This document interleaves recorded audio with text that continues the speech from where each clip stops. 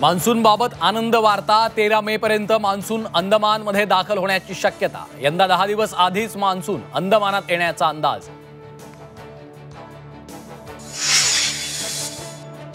आशिष शेलार आज घेणार मुंबईतल्या नालेसफाईच्या कामांचा आढावा। पश्चिम उपनगरातील नालेसफाईची करणार पाहणी। मुंबईतील नालेसफाईत भ्रष्टाचार झाल्याचा आरोप।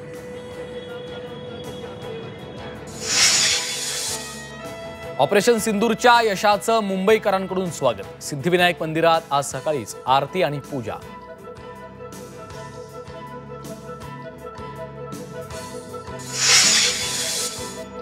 राजधानी दिल्लीत आज सर्वपक्षीय बैठक। ऑपरेशन सिंदूरसह त्यानंतरच्या घडामोडींची माहिती दिली जाणार। विरोधी पक्षनेते राहुल गांधी, सुप्रिया सुळे, अरविंद सावंत राहणार उपस्थित। शरद पवार आज सातारा दौऱ्यावर।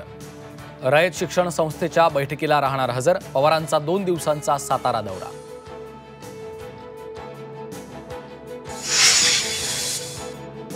आणि सोन्याचे दर जीएसटी सह पुन्हा लाखावर। सलग 2 दिवस सोने चांदीच्या दरात वाढ। चांदीचे दरही प्रति किलो 96,400 रुपयांवर।